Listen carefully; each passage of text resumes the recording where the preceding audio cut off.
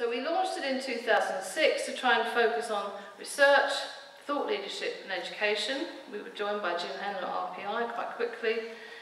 And this is the Venn diagram that was drawn on the back of an envelope in a pub, I think, and has become something we use to illustrate the web science is lots of different subjects coming together, but it isn't the union of all these, but it's more than the intersection.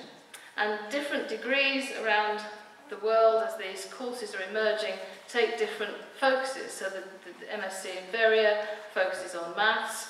For the web, statistics, brings in the social science and the economics.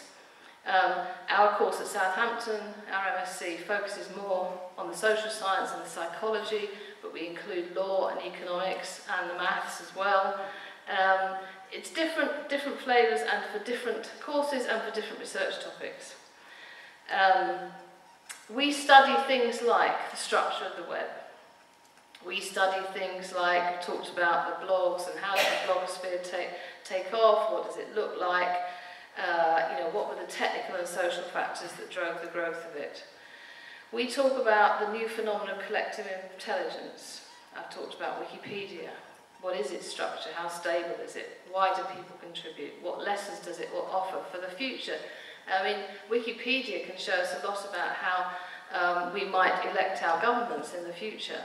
The new democracy on the web, is that going to influence the way we do elect governments and run our democracies in the future? We talk about what's the future for linked data. As I've said, we talk about a lot of things. We talk about evolution of the web. We talk about what's the web in the developing world. And we've written a lot about it.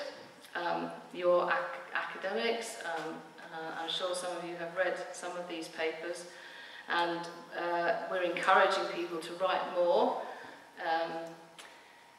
We actually moved from the Web Science Research Initiative, which was a joint program between Southampton and MIT, to we've evolved that into the Web Science Trust, which is a legal entity. It is a charitable trust registered in London, but with a global mission to support the research, thought leadership and education in web science throughout the world. But the Web Science Trust doesn't do the research, it coordinates and supports other people to do the research and the education. So we do things like, we encourage people to write about web science. We encourage research agencies to fund web science projects. We have a network of research labs we've just established. We have run summer graduate schools. We had our first conference in Athens, which was a fantastic place to kick the conference series off last year. We've just had the conference in America this year, and the next year's in Germany in June.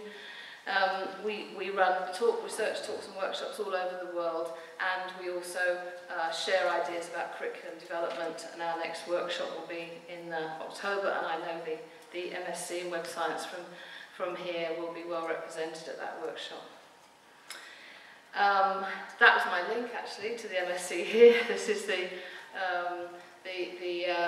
Michalis and all the energy he has for web science will come to this workshop, and is already inputting ideas about the evolution of the web science curriculum into our wiki and into our discussion pages.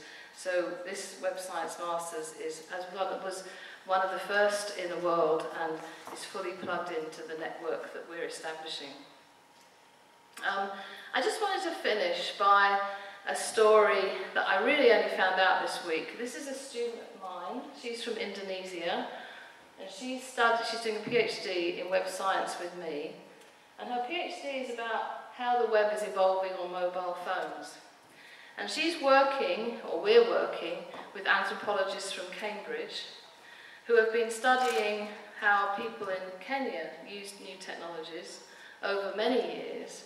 And Betty's just been out, she is here, it's rather scary, she's in the slums of Nairobi, and this is a man called Dennis, who can't read and write.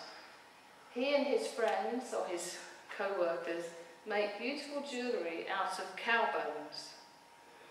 And through a philanthropic organisation, they have been given the money to have mobile phones, and this is how he accesses the web. They've shown him how to access the web. And just last week, he's able to put pictures of his jewellery onto the web.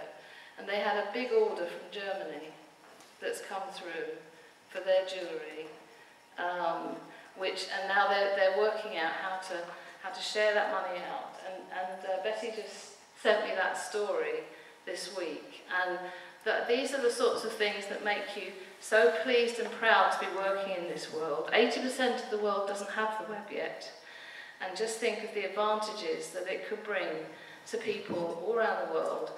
And what's the world going to be like when we can interact with people like Dennis through this technology? We need to make it a web that's good for society. There's lots of possible threats. And web science is so important because the web has become so fundamental to our lives, and we just believe that we need to understand it more so that we can preserve it and protect it for the future, and as I say, make it as a thing that's good for society. I'm going to finish there. I'll leave you with this last slide. Oh no, I forgot I put those in. That's the story of Dennis. This is why it matters. So thank you very much for listening, and thank you again for the honour you've done to me today.